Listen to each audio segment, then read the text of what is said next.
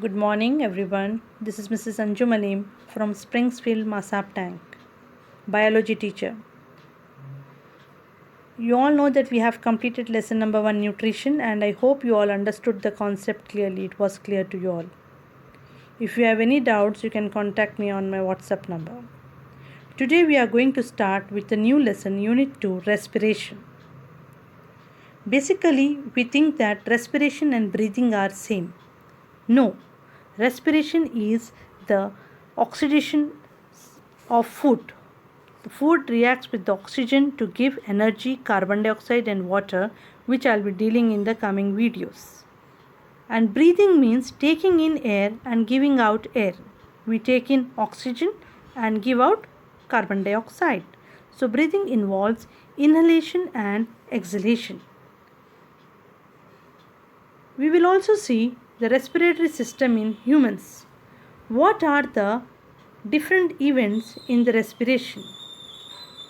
We have breathing, gaseous exchange at lungs level, gas transport by blood, gaseous exchange at tissue level, and cellular respiration.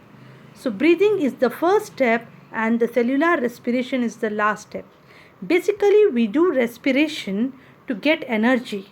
Whatever food we eat is oxidized by the oxygen to give carbon dioxide, water and energy in the form of ATP. We should actually first see how the respiratory system of man is. The respiratory system, as you can observe in this figure, consists of nostrils, nasal cavity, pharynx, larynx, windpipe, it is also called as trachea, which divides into two, which are called as the bronchus. One and plural is called bronchi. Bronchi further divides into bronchioles. The further divisions, branches are called as bronchioles, and bronchioles end up with the air sacs which are thin valved and they are called as alveoli. You can see in this next picture. Alveoli are the ball-like structures. They are sac-like structures. They are thin valved where the actual exchange of gases takes place. Oxygen is given to the blood and carbon dioxide is collected from the blood by the alveoli, and it is given out by the same passage in which it has entered. So we have seen that nasal cavity leads to pharynx, larynx, trachea divides into bronchi, bronchi divides into bronchioles, and bronchioles end up with the sac-like structures called as the alveoli. This is the respiratory system of man. How does the passage of air takes place?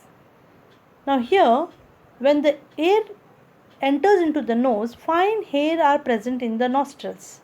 They actually capture the bacteria, the dust particles entering and filter the air.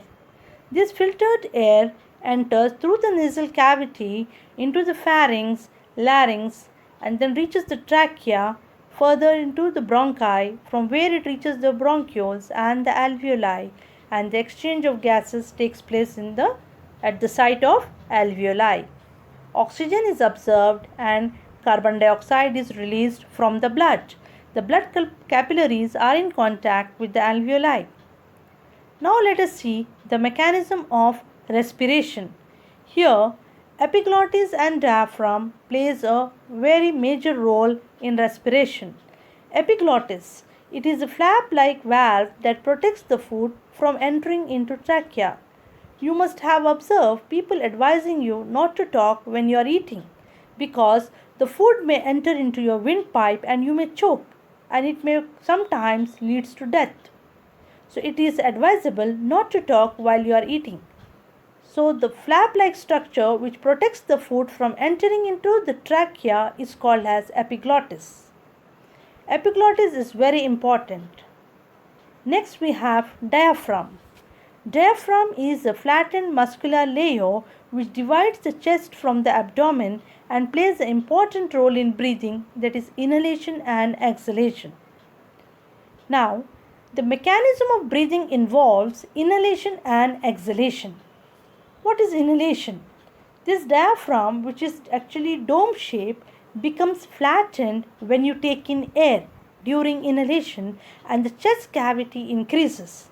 The pressure inside is less and the air pressure outside is more, so the air enters into the lungs and the lungs becomes bulge. When you expire, when you exhale, the diaphragm takes the dome shape and the chest cavity decreases and the air pressure also becomes higher, and therefore the air from the lungs gushes out into the atmosphere. This is known as exhalation. So diaphragm plays an important role during the inhalation and the exhalation. I hope the mechanism of respiration is clear to you.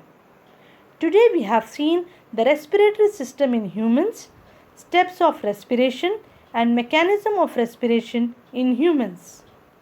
For today's homework, draw a neat label diagram of respiratory system and also write the mechanism of respiration. You have to write about the diaphragm, role and inhalation and exhalation.